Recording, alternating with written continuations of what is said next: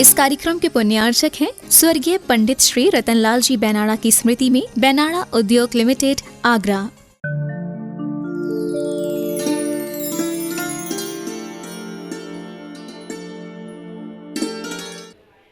समझ रहे हो? जब ऐसी प्रीति हो जाती है वही व्यक्ति भगवान बनता है। समझ रहे हो कि नहीं? वही व्यक्ति मानना सही मायने में भगवान को मान रहा है।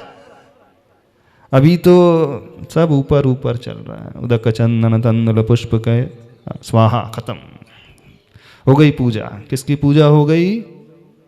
किसकी पूजा हो गई? नियम जो लिया था ना, उसकी पूजा हो। रोज का नियम है पूजा करने का प्रभु का।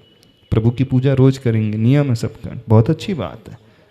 लेकिन अर्घ चढ़ाने के साथ साथ कभी उस मूर्ति के भीतर बैठे हुए मूर्तिमान को भी तो देख लिया करो। पार्श्वनाथ भगवान की प्रतिमा के भीतर बैठे हुए उन पार्श्व प्रभु को भी देख लिया करो। हे परमात्मा, हे प्रभु, धन्य है आपकी आत्मा, समस्त राग द्वेष से रहित हो गई। आपका राग, आपकी प्रीति अंग सहित नहीं, अंगातीत रही है। जब अंगातीत प्रीति पैदा होने लगे तब मानना हम प्रभु को चाह रहे हैं। अभी तो संसार को ही चाह रहे हैं। गलत तो नहीं है? थोड़ी हाई लेवल की बात हो सकती हो सकता है आप लोग कहो कि महाराज जी ये तो बहुत ऊंची बात है। आचार्य भगवान लिख रहे हैं मूक माटी ग्रंथ में, संगीत उसे मानता हूँ जो संगातीत होता है, और प्रीति उसे मानता हूँ जो अंगातीत होती है। मेरा संगी संगीत है सप्त स्वरों से अतीत। मेरा साथी कौन सा संगीत है? जो सप्त स्वरों से, 7 स्वरों से ऊपर उठा हुआ है, वह मेरा संगी संगीत है। बाकी तो और कुछ नहीं। वो तो इंद्रिय के विषय हैं। कान को रमाना है, मन को रमाना है, मन को लगाना है, मन को टिकाने वाली बात है, और कुछ नहीं है। आगे पेज नंबर 145। श्रृंगार के अंग अंग में खंग उतारशील है। युग छलता जा रहा है और श्रृंगार के रंग रंग में अंगारशील है। युग जलता जा रहा है, इस अपाय का निवारक उपाय मिला इसे आज अपूर्व पेय के रूप में। जब श्रृंगार ने शिल्पी की ये बातें सुनी, इस उपदेश को सुना, तो क्या हो गया उसके भीतर? श्रृंगार के अंग अंग ये खड्ग उतारशील, जैसे तलवार काट करके रख देती है, वैसे स्वभाव वाली है। ऐसा श्रृंगार के प्रति जो राग है, संसार में भटकाने वाला है, नरक गति आदि पहुंचाने वाला है। नरक गति में जब ये जीव पहुंच जाता है तो वहां दुख, कष्ट, पीड़ा के अलावा क्या है? कुछ भी तो नहीं है। तो युग जो है छलता जा रहा है। अनादिकाल से संसार अपने आप को छलता जा रहा है, और श्रृंगार के रंग रंग में अंगारशील है। श्रृंगार के प्रत्येक रंग रंग में कौन सा स्वभाव है? वो भीतरी आत्मा को जलाने वाला स्वभाव। जैसे अंगार हमें जला करके रख देता है, जो श्रृंगार से प्रभावित होता है, विषय वासना से प्रभावित होता है, व्यसनों में लगा रहता है, शरीर में लगा रहता है, उसका परिणाम क्या होता? कभी महोदय आप ही बता दो। जो इसी में डूबा रहता है उसका परिणाम क्या होगा? कहां जाएगा वो? कहां पैदा होगा? देवता बनकर के पूजा जाएगा? नहीं, नीचे ही अधोगामी होगा, नरक आदि गति में। तो वो अंगारशील यानी जलाने वाला है, पीड़ा पहुंचाने वाला है। युग जलता जा रहा है, इस अपाय का निवारक उपाय मिला इसे आज अपूर्व पेय के रूप में। जब शिल्पी का उपदेश सुना तो इस उपदेश को सुनकर के वो बड़ा प्रसन्न हुआ। इस अपाय का अर्थ होता है दुख। अपाय विचय धर्म ध्यान होता है ना, दुख को नाश कैसे हो ऐसा चिंतन करना। इस अपाय का निवारक उपाय यानी वह रास्ता मिला इसे आज अपूर्व पेय के रूप में, यानी आज तक जो नहीं मिला था वो आज जीवन में पहली बार मिला। तन का खेद टलकर चूर होता है पल में, मन का भेद धुलकर दूर होता है पल में, इसका पान करने से। मेरा संगी संगीत है, समरस नारंगी शीत है। जब इस प्रकार के संगीत रस का पान किया जाता है तो क्या होता है? तन का खेद टलकर चूर होता है पल में। जो व्यक्ति आत्मा की ओर दृष्टि लेकर के आता है, शारीरिक थकान जो है दूर हो जाती है। मन का भेद धुलकर दूर होता है पल में, पल मात्र में ही मन में समस्त भेदभाव विकल्प के भाव जो है दूर हो जाते हैं, शांत हो जाते हैं इसका पान करने से। मेरा संगी संगीत है, समरस नारंगी शील है। मेरा मन जो है कौन से स्वभाव को चाहने वाला? समता रूपी रस। नारंगी, नारंगी किसे कहा जाता है? वैसे संतरे को नारंगी कहते हैं, पर शाब्दिक अर्थ देखे जिसमें कोई रंग ना हो वो नारंगी, कलरलेस होता है वो नारंगी। यानी जो रसों से ऊपर उठा हुआ होता है, रंग से ऊपर उठा हुआ होता है, वो नारंग नारस ऐसा माना जाता है। तो मेरा संगी संगीत है, समरस नारंगी शीत है।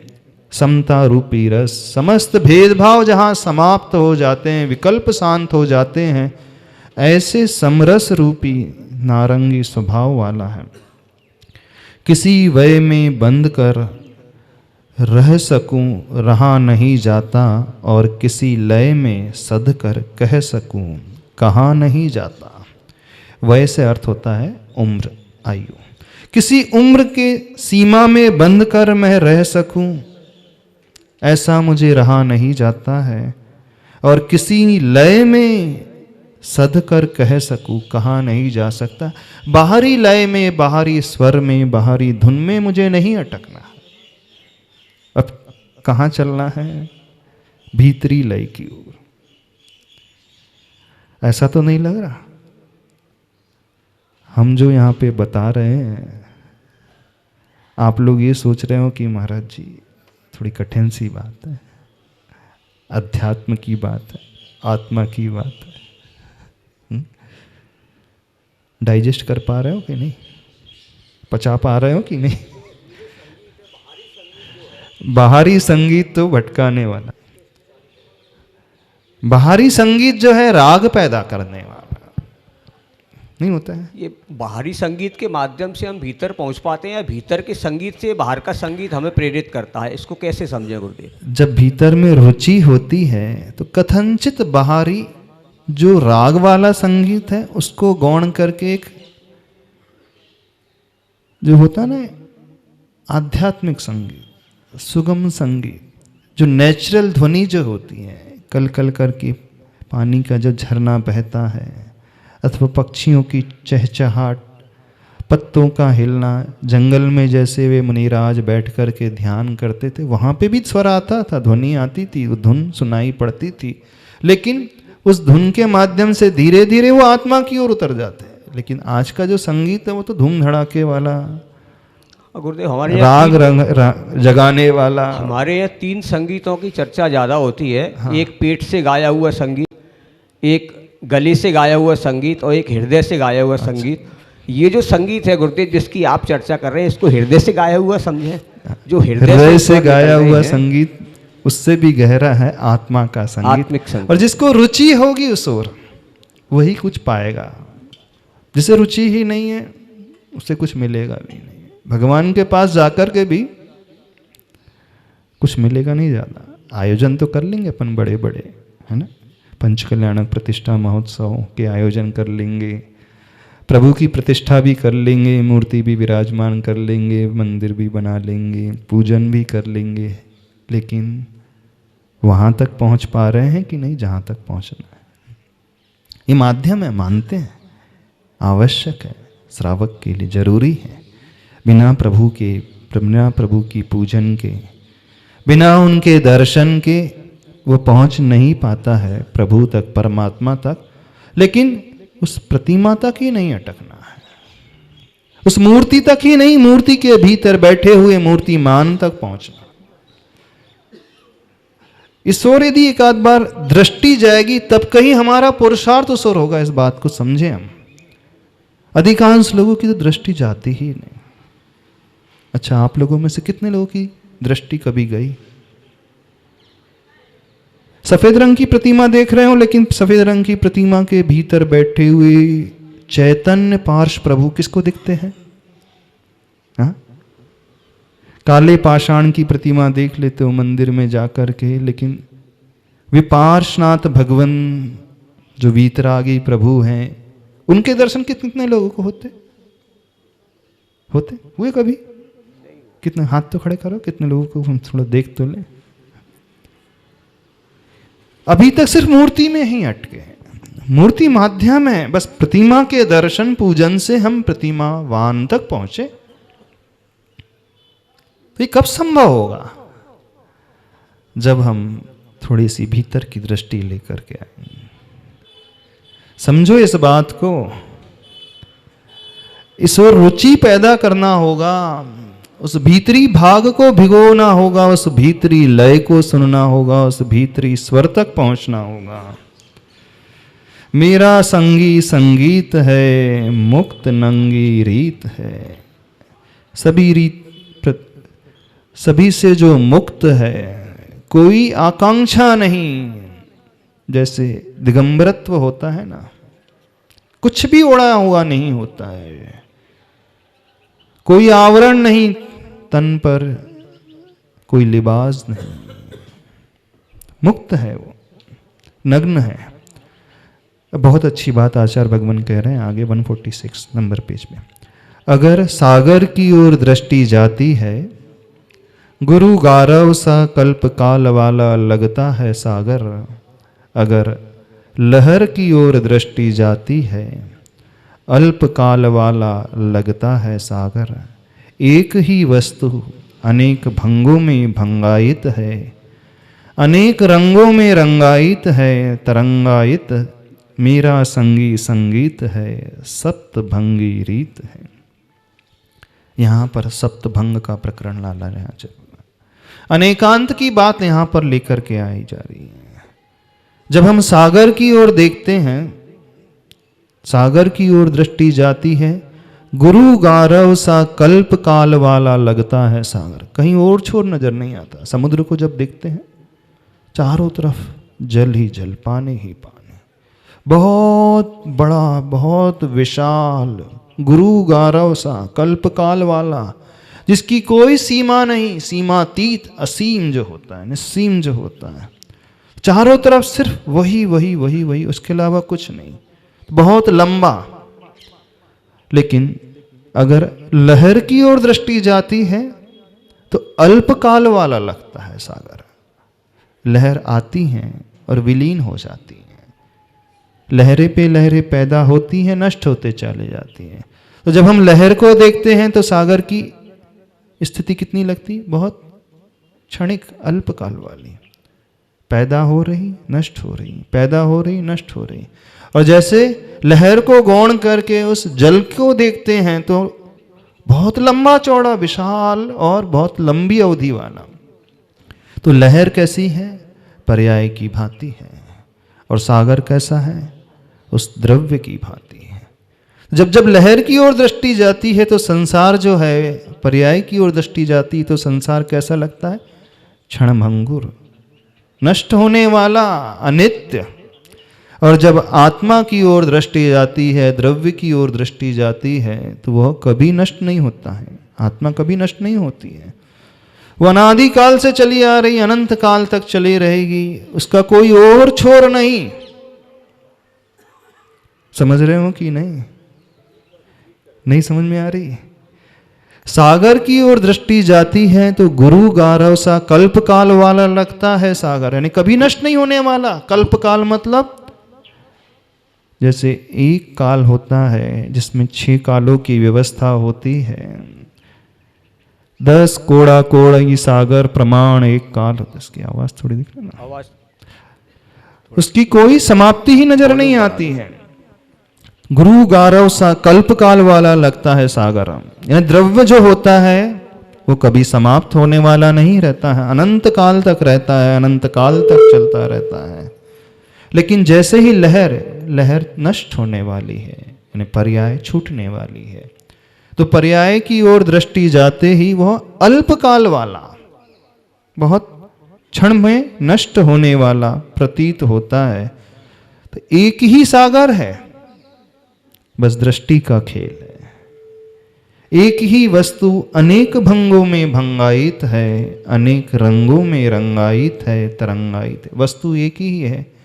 जब द्रव्य की ओर दृष्टि जाएगी तो वो अनंत काल वाली, और जैसे ही पर्याय की ओर दृष्टि आएगी वह अल्पकाल वाली, एक क्षण वाली होती है। तो वस्तु एक ही होती है, अनेक रंगों में रंगायित होती है। तो बस हमारे ही दृष्टि का खेल है।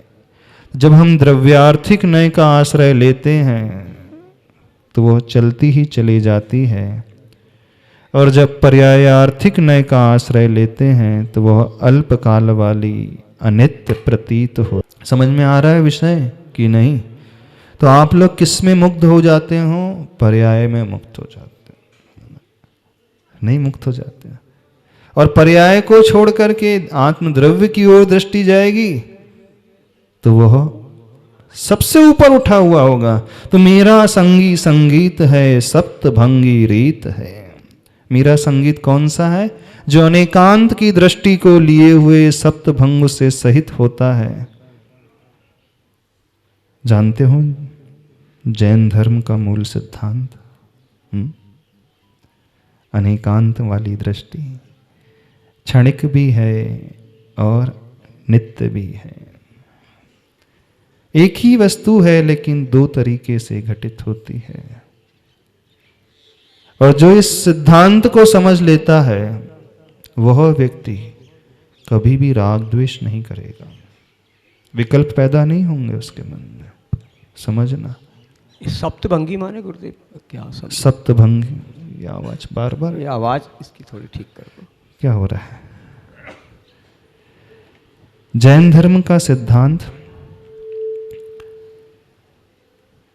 अनेकांतमय, यानी अनेक धर्म जिसमें होते हैं, अनेक दृष्टिकोण होते हैं। अब वो 7 भंगों में विभाजित होती है। स्यादस्ति, स्याद नास्ति, स्यादस्ति नास्ति, स्याद अवक्तव्य, स्याद अस्ति अवक्तव्य, स्याद नास्ति अवक्तव्य, स्याद अस्ति नास्ति अवक्तव्य। ये 7 तरीके के परम्यूटेशन कॉम्बिनेशन बन जाते हैं, इसे भंग कहते हैं। वैसे आपको कुछ भी नहीं समझ में आया होगा जो हमने 7 भंग के नाम गिनाए। इनका 7 सुरों अब से इसका भी हम कुछ अर्थ संबंध है। खोल देते हैं क्या होता है। तो पहले इस कंसेप्ट को समझ लें। कंसेप्ट क्या है? आपके घर में आपका बच्चा आकर के आपकी पत्नी आपको पति कह रही है, अथवा आपका नाम ले रही है, जो भी नाम है आपका, क्या नाम है? सबको छोड़ करके एक डब्लू ही रख देते। डब्लू, पत्नी डब्लू बुलाती है। अब बच्चा सुन करके क्या बुलाने लगता है? डब्लू। हाँ? पत्नी क्या कह रही है? पति कह रही है, पति देव कह रही है। चलो थोड़ा सा और परिष्कृत कर ले, भारतीय संस्कृति से नाम। पति परमेश्वर कह के बुलाती, चल अब और परिष्कृत कर ले और सुधार कर ले। वह आपकी धर्म पत्नी आपको प्रातः काल उठ करके आइए पति परमेश्वर देव। हंस रहे हैं लोग। बोले महाराज जी कहाँ, कौन से जमाने की बात कर रहे हैं? सब चौथे काल की बात कर रहे हैं, तो हम तो मॉडर्न जमाने में रहने वाले हैं। फिर भी अपन जब बात कर रहे हैं तो अच्छी बात करें ना। पति परमेश्वर कह के बुलाती है। और आपका 3 साल का बच्चा बार बार ये शब्द सुनता है। 3 साल की बेटी है मान ली, और वो भी आपको पति परमेश्वर कह के बुलाने लगे तो कैसा लगेगा? क्यों? बेटी है, उसने मां के मुख से यही शब्द सुना है। क्या शब्द सुना है? पति परमेश्वर। अब वो भी क्या बोल रही है? पति परमेश्वर। कैसा लगेगा? अच्छा लगेगा सुनने। अब एक फॉरेनर आता है जापान से, अच्छा आइए पति परमेश्वर जी, पति परमेश्वर से मिलना है, ठीक है, क्योंकि उसने भी पति परमेश्वर सुना है। एक अमेरिका से आता है, वो भी पति परमेश्वर है। अब कोई आपका परिचित आता है, वो कहता है अरे पति परमेश्वर तो इसके लिए है, बेटी के लिए तो वो पिता है, और जो फॉरेनर से आया उसके लिए तो वो मित्र हो गया। अब एक ही व्यक्ति है, या तो वो पति होगा या पिता होगा या मित्र होगा या बेटा होगा, क्या होगा? अब सब सुन रहे हैं, सबने सुन करके पति परमेश्वरी कहना प्रारंभ कर दिया, और मानने भी लगे तो सुन करके मानने भी लगे, क्या हो जाएगा? गड़बड़ हो जाएगी ना? नहीं हो जाएगी गड़बड़? तो एक पति या तो पति ही रहेगा, पिता तो नहीं हो सकता। अब लोग 4 लोग सुन रहे हैं, ये क्या मचा करके रखा है? कोई उसे पिता कह रहा है, कोई पति कह रहा है, कोई मित्र कह रहा है, कोई पुत्र कह रहा है, कोई चाचा कहता है, कोई ताऊ कहता है, कोई मौसा कहता है। एक ही व्यक्ति इतने सारे रोल कैसे अदा कर सकता है? कर सकता है? हो सकते हैं? हो सकते हैं कि नहीं हो सकते? व्यवहार में तो ऐसे ही होता है, व्यक्ति एक ही है लेकिन इतने सारे संबंधों को निभा रहा है वो। बस तो सारे लोग जो कह रहे हैं, कोई पति कह रहा है, कोई पिता कह रहा है, कोई पुत्र कह रहा है, कोई चाचा, कोई ताता ताऊ, कोई मित्र कह रहा है, तो गलत तो नहीं है? गलत नहीं है? गलत क्यों नहीं है? क्योंकि अपेक्षाएं आ गई। अब पुत्र की अपेक्षा वो पिता है, पत्नी की अपेक्षा वो पति है, मित्र की अपेक्षा वो मित्र है, भतीजे की अपेक्षा वो चाचा है, अथवा वो ताऊ है, पिता की अपेक्षा वही पुत्र हो जाता है।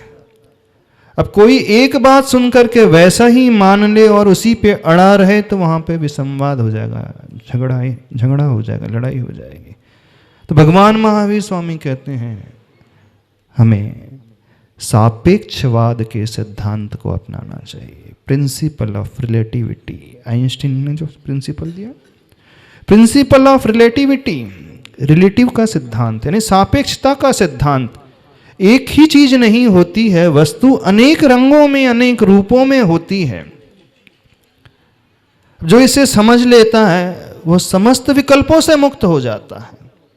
अब इसका प्रयोग अब आप देखना कैसे, आपस में लड़ाई क्यों होती है? आपस में आप अपनी में अड़े रहते हो, वो अपने में अड़ा रहता है, ना आप उसकी मानते हो ना वो आपकी मानते हैं।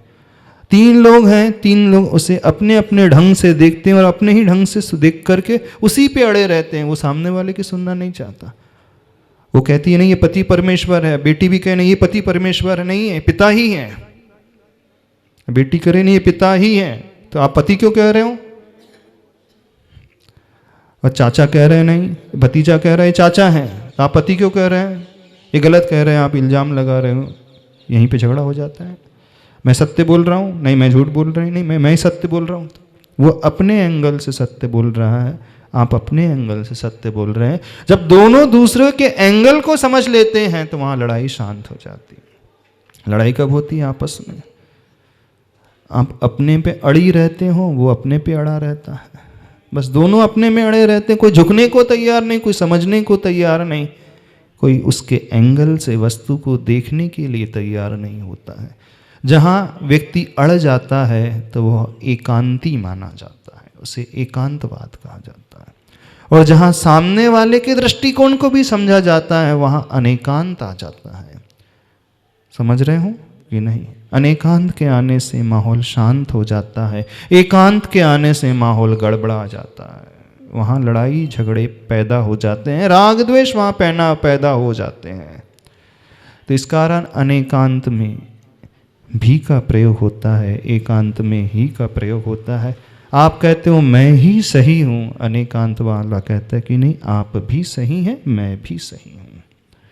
सागर की ओर देखते हैं तो वो अल्प काल वाला, लेकिन वही सागर अल्प काल वाला जब लहर की ओर देखते हैं तो वो क्षण में नष्ट होने वाला, लेकिन जब उस अथाह जल राशि को देखते हैं तो वो कभी नष्ट होने वाला ही नहीं। दोनों ही सही है, जैसे पति भी सही है, पिता भी सही है, पुत्र भी सही है। तो ये हो गया अनेकांत। अब इसको समझाने के लिए 7 तरीके और दिए जाते हैं, उसे सप्तभंगी कहा जाता है।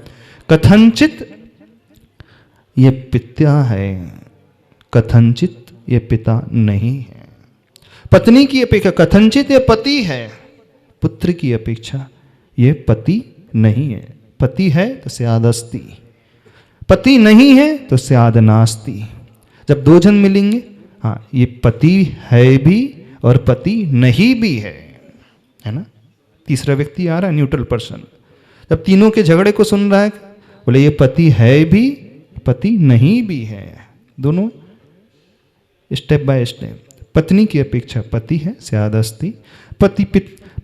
बेटी की अपेक्षा पति नहीं है, स्याद नास्ति। तीसरा व्यक्ति आकर के कहता है पति है पति नहीं भी है।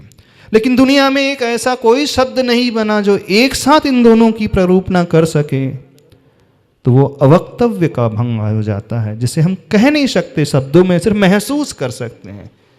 अभिव्यक्ति जिसकी नहीं हो सकती है, प्रकटीकरण नहीं हो सकता है, उसे सिर्फ समझा जा सकता है, वो अवक्तव्य का भंग होता है। तो ऐसे 4 भंग होते हैं। फिर इनके आपस में भंग पहले और चौथे के मिला करके 5वां, सेकंड नंबर 4th मिला करके 5th, 3rd 4th मिला करके 7th हो जाता है। डिटेल में अभी नहीं जाना चाहते, नहीं तो लोगों के सिर के ऊपर से चले जाएगा।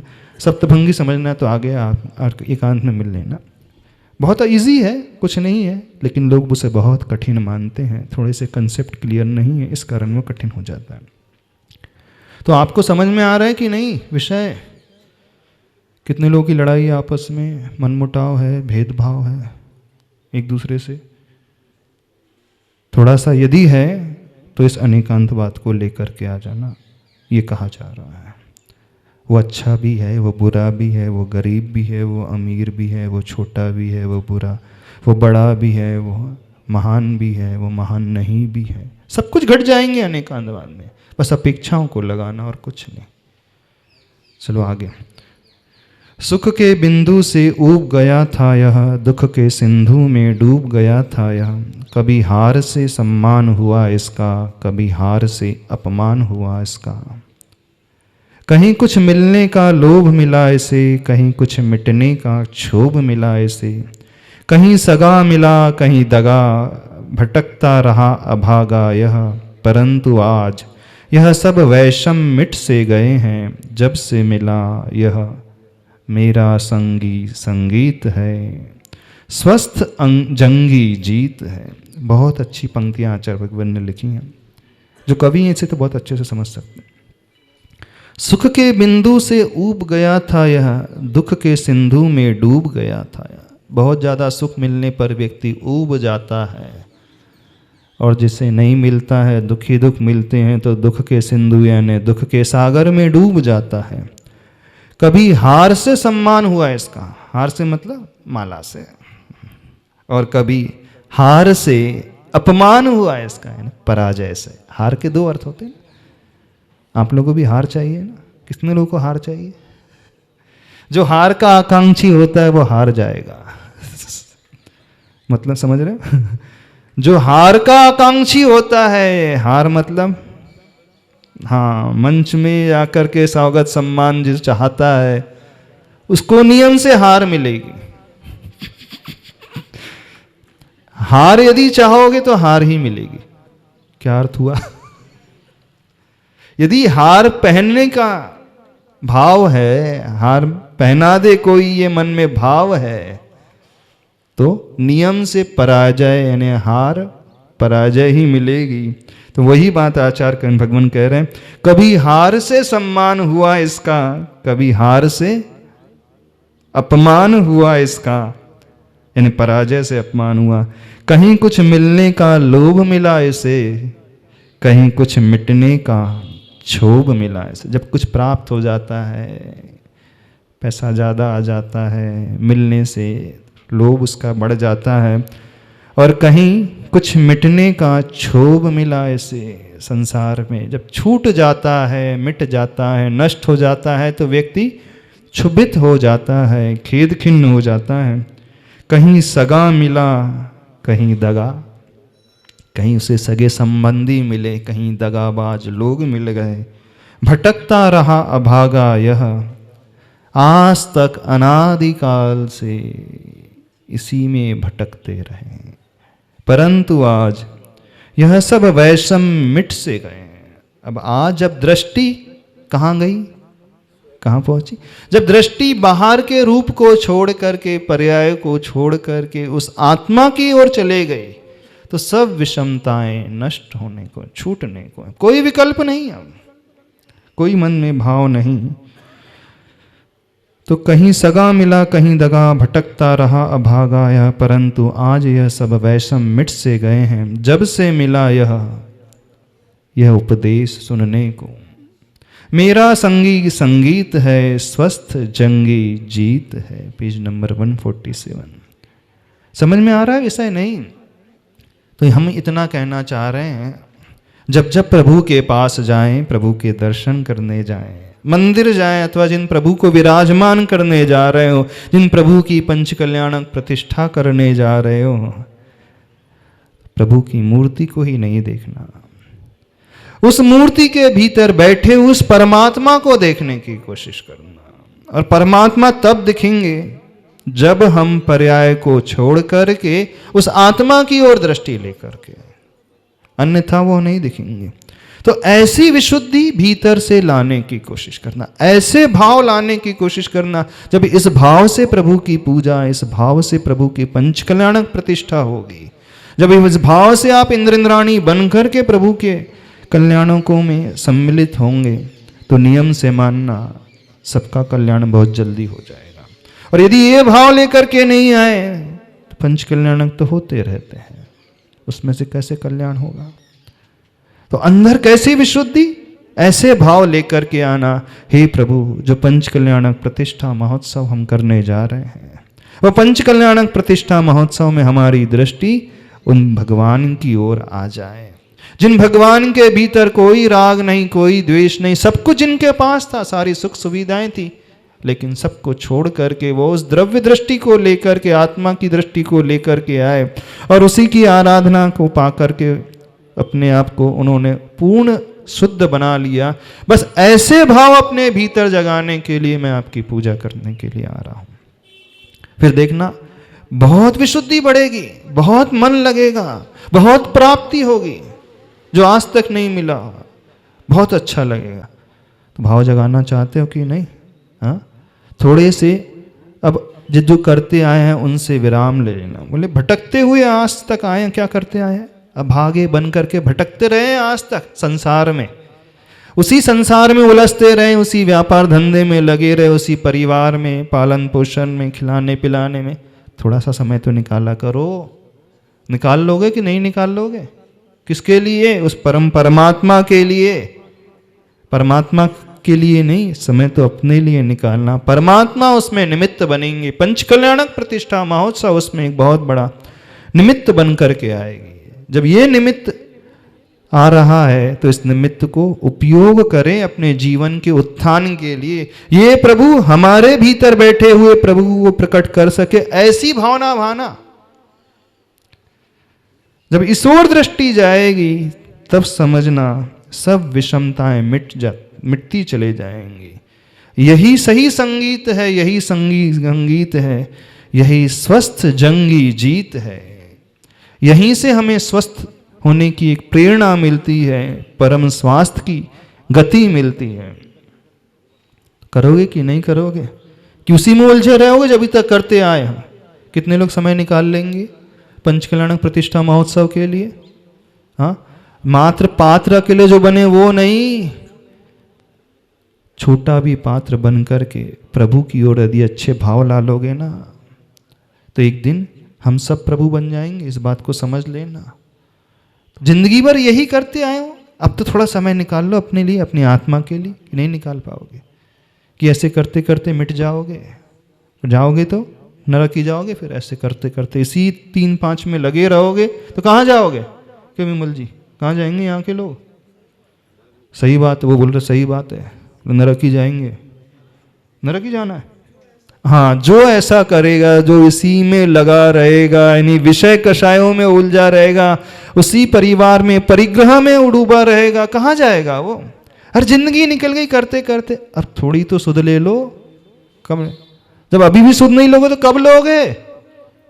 जब गुरुओं का विहार हो जाएगा तब लोगे। क्यों? क्योंकि अब ज़्यादा समय नहीं बचा विहार होने में। बिल्कुल मान लो, ज़्यादा समय नहीं बचा है। जो मिलना था मिल चुका है। जो अभी भी नहीं जागेगा तो फिर उससे दुनिया का कोई भी व्यक्ति नहीं जगा सकता। जो न अभी भी नहीं उठेगा तो बस उसे 4 ही लोग उठाएंगे। फिर बता, बिल्कुल सत्य कह रहे। जो अभी भी नहीं उठेगा उसे 4 ही लोग उठाएंगे। तो यदि आप चाह रहे हो, इंतजार कर रहे हैं कि 4 लोग अपने अपने कंधों में उठाएं, उससे पहले उठ जाओ, जाग जाओ। प्रभु का पंच कल्याणक आ रहा है, अपना जीवन धन्य बना लो। बोलिए चिंतामणि पार्श्वनाथ भगवान की। आचार्य गुरुवर श्री विद्यासागर जी महाराज की। परम पूज्य मुनि 108 वीर सागर जी, विशाल सागर जी, धवल सागर जी मुनिराज की।